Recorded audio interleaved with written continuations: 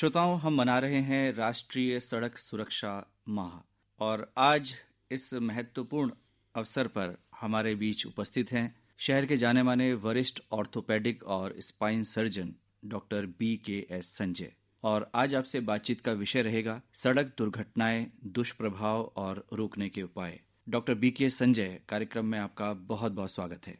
Doctor Sanjay, ये बहुत ही महत्वपूर्ण अवसर है क्योंकि जागरूकता की कमी हम हर क्षेत्र में देख रहे हैं, लेकिन सड़क दुर्घटनाओं के मामले में ऐसा कहा जाता है कि यदि थोड़ी सी जागरूकता भी हो तो हम सड़क दुर्घटनाओं को कम कर सकते हैं। तो सबसे पहला प्रश्न यही है कि आजकल सड़क दुर्घटनाएं बहुत बढ़ रही हैं। सरकारी जो डाटा है, आंकड़े हैं, वो क्या कहते हैं? हमारे श्रोताओं को कृपया बताएं। देखिए, सबसे पहले तो मैं आपको सबको नमस्कार कहूँगा और आकाशवाणी को धन्यवाद बोलूँगा कि आपने यहाँ पर मुझे इस मौके पर बोलने का मौका दिया।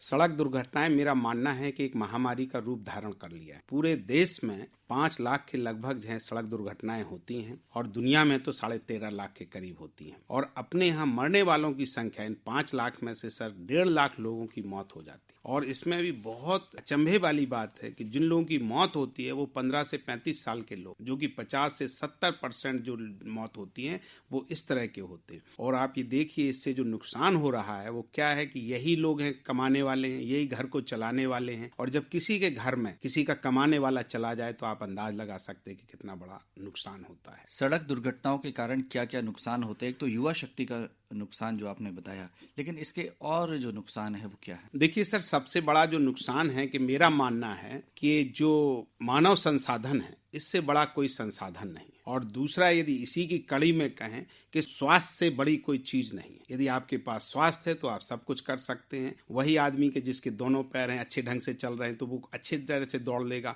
जैसे कोई आदमी अपंग है तो वो आप सोचिए कि वो 2 पैर वाले एक साथ कैसे उसको कर दे, तो उसके ये जीवन भर की तरह की हो जाती। तो ये तो हुई शारीरिक समस्याएं। अब इन्हीं को आप देखिए कि जिसका एक पैर ना हो उसके ऊपर कितना मानसिक दबाव होगा, उस पर देखिए, उसके परिवार के ऊपर देखिए। मैं यहाँ पे एक अच्छा उदाहरण आपको देना चाहता हूं कि ये सड़क दुर्घटनाओं से ही जो लोग पहले तो हम लोग जो पोलियो से ग्रसित थे तो उससे लंगड़ापन आ रहा था। आज देश में यदि पैरों का लंगड़ापन आ रहा है या अपंगनेस आ रही है तो वो सिर्फ रोड ट्रैफिक एक्सीडेंट की वजह से है। तो इसका इतना बड़ा इम्पैक्ट पड़ रहा है।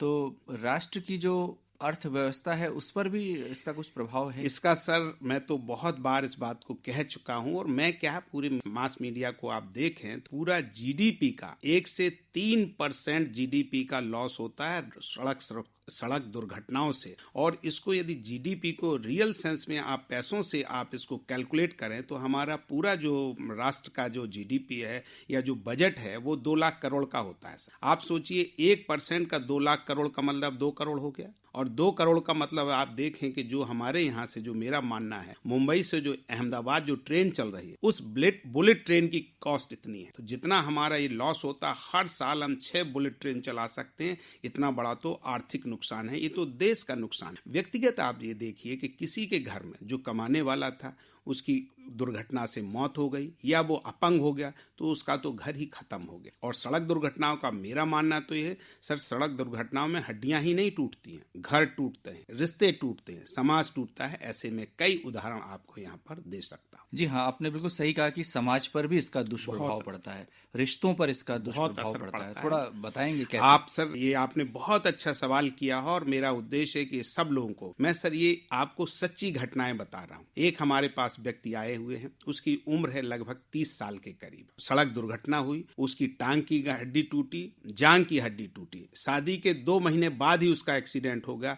उस व्यक्ति का तलाक हो गया, सिर्फ इसलिए कि लड़का जो है अपंग हो गया या कमाने लायक नहीं हुआ। ये तो एक घटना है। दूसरी घटना हम इसी तरह से बताते, एक महिला का सड़क दुर्घटना में कूल्हे का फ्रैक्चर हुआ। सर, कूल्हे का फ्रैक्चर को जोड़ना बहुत मुश्किल की बात होती। किसी तरह से उसने कहीं पर इलाज करवाया, वो हड्डी नहीं जुड़ी, हमारे पास भी आई, हमने भी उनको जोड़ने की कोशिश की, हड्डी जुड़ गई, लेकिन टाइम बहुत लगा सर। तो यहाँ तक हुआ कि उस लड़की के ससुराल वालों ने उसको जो जितना भी खर्चा है उसके माँ बाप दे रहे थे या मायके वाले दे रहे थे, थी। इसके बावजूद भी जब वो ठीक हो गई तो ससुराल वालों ने उसको एक्सेप्ट ही नहीं किया और उसका तलाक हो। और आप तलाक में होने वाला जो पति था वो कोई अनपढ़ नहीं था सर, वो खुद वकील था। आप अंदाज लगाइए कि इसका कितना पड़ रहा। ये तो हम इस तरह से कई ऐसे घटनाएं अभी हाल का हम आपको बताएं कि कितना इस पे पड़ता है। लोगों की है, शादी का रिश्ता हो रहा है, यदि किसी लड़के का एक्सीडेंट हो गया वो रिश्ता टूट जाता। तो ये बहुत ही गंभीर समस्या बहुत है। गंभीर समस्या है। और इसमें जहाँ शारीरिक और मानसिक समस्याएं होती हैं और पूरी तरह से मानव का जीवन इससे प्रभावित होता है, तो किस तरह से इन समस्याओं को हम दूर कर सकते हैं? देखिए सर, इसका बहुत अच्छा कारण है, जैसे कि अभी हमने शारीरिक भी कही, सामाजिक भी कही, आर्थिक भी कही है। इससे क्या होता है कि इलाज में जैसे है लोगों को है सर अपने यहाँ 50%, ये हम नहीं कहते, हमारा अपना तो अनुभव है, इवन मास मीडिया में आप रिपोर्ट दें, सरकारी डेटा कहें तो 50% जो लोग हैं कुछ ना कुछ उधार ले रहे हैं, कुछ बेच के ही इलाज करा रहे हैं। और अमीर हो या गरीब, इलाज सबका अच्छा होना चाहिए। अमीर का एक बार इलाज किसी तरह से खराब हो जाए तो वो दोबारा करा सकता है क्योंकि उसके पास संसाधन। गरीब आदमी तो कुछ ना कुछ एक बार बेच के ही या कुछ करके ही अपना इलाज करा, जो एक चीज बच जाती है उन्हें। जी, तो हम कह सकते हैं कि इसमें आर्थिक समस्याएं कुछ ज्यादा हैं, बहुत ज्यादा हैं सर। और इन दिक्कतों को दूर करने का क्या, जैसे हम बीमा की बात करते हैं, दुर्घटना बीमा, हाँ, ये होना चाहिए। बिल्कुल सर, अभी जो कर दिया है, जो सबसे बड़ा जो प्रधानमंत्री ने जो किया हुआ है, आयुष्मान योजना चल रही है, एक बहुत अच्छी है। और मेरा मानना है, मैं पहले भी आपके ही प्रोग्राम से एक बार कह चुका हूं कि यदि इसको ईमानदारी से लागू किया जाए तो ये सर मील का पत्थर साबित होगी। वो क्यों साबित होगी? क्योंकि ये तो आम बात है, आप किसी का कहीं ना कहीं इलाज हो, खास तौर से उन लोगों के लिए बहुत प्रॉब्लम है जो कि बीपीएल कैटेगरी में आते हैं, जिनकी आर्थिक स्थिति अच्छी नहीं है कि वो 10-20 हजार ही खर्च कर सके, उनके लिए तो बहुत मुश्किल का काम है। तो एक तो ये बहुत अच्छा है कि जो इंश्योरेंस है या बीमा है। दूसरा मेरा सुझाव तो ये है कि सड़क दुर्घटनाओं के जितने भी होते हैं उनको कहीं ना कहीं पे प्राइमरी ही नहीं, उनका निश्चित तौर पे इलाज होना चाहिए। उसका सरकार बहन करे, बीमा कंपनी बहन करे, जिसके चोट लगी वो भी कुछ हद तक बहन करे, या सरकारी संस्थाएं हैं या गैर सरकारी संस्थाएं वो बहन करें। तो जब ये खर्चा है कुछ बढ़ जाएगा तो हर आदमी इसमें बहन कर सकता। और मेरा मानना है कितना भी हम पैसा खर्च करें और जब ये लोग सिर्फ फिर अपने कमाने खाने लायक हो जाएंगे तो हम समझते हैं हमारा सब पैसा वसूल हो जाएगा, वो कोई भी कहीं से भी खर्च करता हो। डॉक्टर संजय, आप वरिष्ठ चिकित्सक हैं और आपने इस क्षेत्र में बहुत कार्य किया है। हम जानना चाहते हैं कि क्या कारण है सड़क दुर्घटनाओं के प्रमुख कारण? सबसे जो प्रमुख जो कारण है वो इसमें तो हम यही कहेंगे कि लोग जो यातायात के नियम हैं उसको मानते नहीं, उस सबसे पहला कारण। अब यातायात के नियम इतने मुश्किल नहीं, मुश्किल इसलिए नहीं है कि हेलमेट पहनना कौन सी मुश्किल की काम है। अभी हम एक प्रोग्राम में गए हुए थे जो अभी पुलिस लाइन में है, सड़क सुरक्षा माह के अंदर ही यातायात निदेशक जी ने, उन्होंने इस बात को बहुत जोर दे के कहा कि भाई हेलमेट पहनने में 10 सेकंड लगते हैं, सीट बेल्ट पहनने में 10 सेकंड लगते हैं, भाई इतना बड़ा काम है, इसमें तो कुछ लग ही नहीं रहा। और आप देखिए सर, दूसरी बात है, गाड़ी में आप सीट बेल्ट लगाएं या ना लगाएं, आप उसका पैसा तो दे ही चुके हैं, अलग से कोई आपका खर्चा नहीं है। सिर्फ ये हमारी मानसिकता है, ये हमारी आदत है कि हम सीट बेल्ट, अरे यार थोड़ी देर के लिए चल रहे हैं। देखिए सर, सड़क दुर्घटनाएं हैं, मैं आपको साधारण सी, आपके साथ दुर्घटना लोगों के साथ नहीं घटी होगी, लेकिन आप ये घर पे करके देखिए कि शीशे को तोड़ने में आपको कितना टाइम लगता। एक ग्लास कटोरी पुरानी ही फेंक के देखिए और फिर आप देखिए कि साहब उसको कितना टाइम।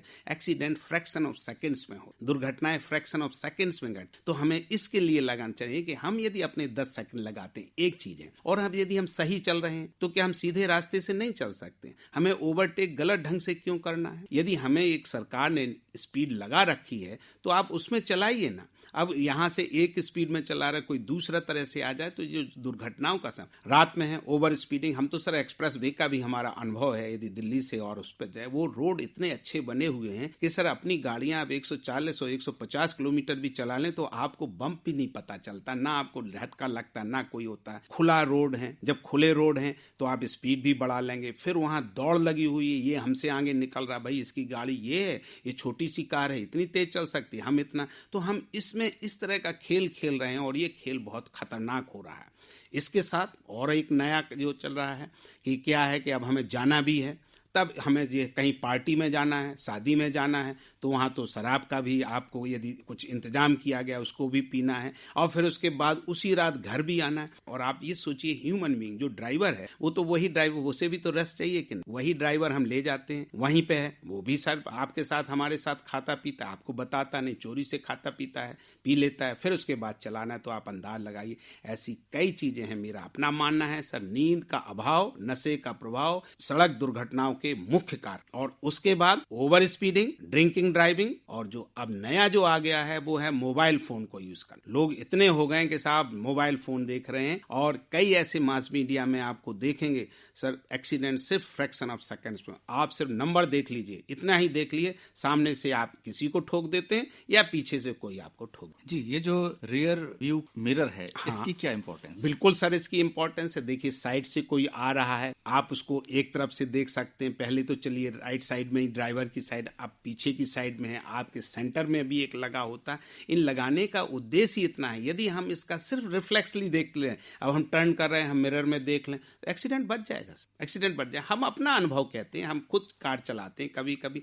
अब हमारे पास ऊंची कार है, नीचे यदि वहां पे पोल लगा हुआ है, वो हमें नहीं दिख रहा है, हम ही ने पीछे से ठोक दिया उसको। वो इसलिए ठोक दिया कि हमें वो दिखा ही नहीं सर, क्योंकि उसकी हाइट यदि आप देखें, हम आपको वो बात बताएं जो सड़क पे आपने देखे, कुछ बैरियर लगे होते हैं, कुछ छोटे 1-1, 1.5 फुट के सड़क के किनारे, आप कार को पीछे की तरफ आप बैक कर रहे हैं, वो आपको दिखता नहीं, आप उसमें ठोक देते हैं, बम्पर टूट जाता है। तो ये इस तरह की चीजें होती हैं। तो इन सब चीजों मैं तो यही कहूंगा, जो यातायात के नियम हैं उनको हमें ईमानदारी से मानना चाहिए। एक और सरकार के ऊपर मैं कहता हूं, जो नहीं माने उसको आपको मना। मैं यहाँ पे सर, आपने बिल्कुल सही कहा, मैं तो जो अभी जो मोटर व्हीकल एक्ट में जो अमेंडमेंट हुआ है उसका मैं बहुत पक्षधर, और मैं मानता हूं कि ये जो पनिशमेंट है, जो यह चालान है, वो ज्यादा होना चाहिए। मैं इसको भी मानता हूं, बार बार कहता हूं, if punishment is not painful it can not be a punishment. जी, बिल्कुल सही कहा आपने। और जो लाइसेंस प्रदान करने के जो नियम है उनको भी बहुत कठोरता से उनका पालन किया जाना चाहिए। देखिए सर, मैं अपना अनुभव बता रहा हूं। मेरे पास ड्राइविंग लाइसेंस था इंडिया का, मैं सऊदी अरेबिया में रहा 4 साल। हमें सर उसके बदले हमें ड्राइविंग लाइसेंस नहीं दिया गया, जब तक कि आप वहाँ के हफ्ते भर की वहाँ की ट्रेनिंग ना लें। क्योंकि हम लोगों की एज में, मानते हैं, हम तो नहीं कहेंगे 18-20 साल, बहुत ज्यादा नियम नहीं है, ना ज्यादा मुश्किल का काम है। सिर्फ हमें ये है अपने मन से मानना है कि हमें उन नियमों को सीखना है और उनको हमें मानना भी। अब आप इसको छोड़िए कि हम दूसरे के लिए मान रहे हैं, आप अपने लिए मान रहे हैं। हम ये नहीं कहते हैं कि दूसरे का हो जाएगा, वो उसका नुकसान होगा, उसकी परेशानी। हम अपनी परेशानी भी तो उसको कर रहे हैं, पैदा कर रहे हैं, और उसी को हम फिर उसको लिए भुगत रहे हैं। डॉक्टर BK संजय, आप लगातार जागरूकता के कार्यक्रम चलाते रहे हैं, तो इस वर्ष किस तरह के कार्यक्रम आप लोग चला रहे हैं? देखिए सर, हम ये जो सड़क सुरक्षा, मैं तो ऑर्थोपेडिक सर्जन होने के नाते मैंने सड़क दुर्घटनाओं से जो होती हुई परेशानियों को बहुत नजदीकी से बहुत नजदीक, मेरा अपनी आदत बन गई है। जब किसी को आता है तो हम उसको पूछते हैं कि तुम्हें कैसे लगा, तुम्हारे घर की आर्थिक स्थिति क्या है, और उनको हम समझाने की भी कोशिश करते हैं कि बेटे तुम समझने की कोशिश करो। आप अस्पतालों में 10-10, 20-20 हजार रुपए लेते हैं, 50,000, लाख रुपए की आप मोटरसाइकिल, बड़ी मुश्किल से, हमें अंदाज है कि आपके माँ बाप ने किसी न कुछ मुश्किल से इस गाड़ी को खरीदा होगा, अब आप रिपेयर भी नहीं करवा सकते। तो मैं इस तरह के प्रोग्राम सर 2005 से चला रहा हूं। आपको हम यहाँ बताना ठीक भी समझूंगा, क्योंकि आपका ये माध्यम है और प्लेटफॉर्म है। हमने लगभग 200 से ज्यादा पब्लिक अवेयरनेस लेक्चर्स दिए हुए हैं, जो कि अब हम लोगों का नाम है वो इंडिया बुक रिकॉर्ड में भी दर्ज किया जा चुका है। और इसलिए मैं इस समय भी यही कर रहा हूं। मैंने इससे पहले भी अपने यहाँ पे एक वेबिनार किया हुआ था, अब आगे हम फिर वेबिनार कहेंगे, और उससे भी ज्यादा है, हमने सर ये मरीजों की अपने यहाँ सेंटर में डिस्प्ले कर रखे हैं कि आप देखिए, आपका भविष्य ये है और आप इनको देखिए। इसलिए जरूर देखिए कि यहाँ पे जो फोटो लगे हुए हैं, इससे आपको अंदाज लगा जाएगा कि सड़क दुर्घटनाओं के दुष्परिणाम कितने होते हैं, और आप यदि इनको नियमों को माने तो आप इनसे बच सकते हैं। आप अपने लिए नहीं बचेंगे, आप अपने परिवार के लिए बचेंगे, समाज के लिए बचेंगे, राष्ट्र के लिए बचेंगे, और हम सबको राष्ट्र निर्माण में अपना अपना योगदान देना चाहिए। और ये योगदान कौन सा बड़ा योगदान है, बड़ी आसानी से हम इसमें दे सकते हैं। अक्सर जब समाचार पत्रों में हम देखते हैं तो दुर्घटनाओं के दृश्य होते हैं और समाचार होते हैं, उसमें युवाओं की संख्या ज्यादा है, ऐसे युवा जो बाइक चला रहे हैं। और उत्तराखंड पुलिस का एक बहुत ही अच्छा नारा भी था कि अपने जिगर के टुकड़े को जिंदगी दें, बाइक नहीं। आप क्या कहेंगे? मैं भी सर, हम यदि आप यहाँ पे उचित समझें तो मेरा मानना तो ये है सर कि दुनिया में जितने भी व्हीकल हैं, हमारे देश में सिर्फ 1% वाहन है, और सड़क दुर्घटनाएं हैं वो 11%। मेरा मानना तो ये है, मैं ये कहना थोड़ा सा उचित है नहीं, लेकिन मैं इसको उचित समझता हूँ कि जो वाहन हैं उनकी संख्या कम होनी चाहिए, इन पे रिस्ट्रिक्शन होना चाहिए। रिस्ट्रिक्शन चाहे कॉस्ट से करें चाहे कानून से करें। हमारे जैसे लोग या लोगों को 4-4 गाड़ियां खरीदने की जरूरत नहीं। मेरा तो मानना है हर किसी को एक घर की, एक कार की, एक फोन की, और जब हमारे पास हो, या मान के चलिए हम 4 फोन ले लेते हैं, सुन तो हम सर एक ही पाएंगे, गाड़ी हम 4 लेते चला तो हम एक ही पाएंगे, और हमने रख लिए, पार्किंग की एक समस्या। तो आप अपनी सुविधा के लिए पब्लिक को या जनता को आप तंग कर रहे हैं, ऐसा नहीं होना। डॉक्टर संजय, हमने देखा है कि जो नाबालिग हैं, छोटे बच्चे हैं, वो भी गलियों में, वो बाहर नहीं निकलते मेन सड़क में, बिल्कुल, लेकिन वो गलियों में तो चला रहे होते हैं और उतने ही रिस्क में वो भी होते हैं, और वो भी बिना हेलमेट के। देखिए सर, वो आपने जो बात कही उसमें ये नहीं है कि गलियों का है, सड़कों का है। इसका एक जो बहुत बड़ा फैक्टर है वो है उम्र। जो टीनेजर उम्र होती है उनमें हार्मोन्स का सर्ज होता है। चाहे हम अपने को उदाहरण लें या अपने, यदि हम आप कहें टीनेजर की, तो हम और आप खुद ऐसे काम करते हैं, बच्चों को पता नहीं होता, इनको संभालने की जरूरत है, इनको कोई बताए कि आपको क्या करना है। यदि हम अपनी बात बताएं तो हमने भी कुछ ऐसे काम किए होंगे जो आज मैं सोचता हूं कि मुझे नहीं करने चाहिए थे, लेकिन मुझे किसी ने रोका नहीं।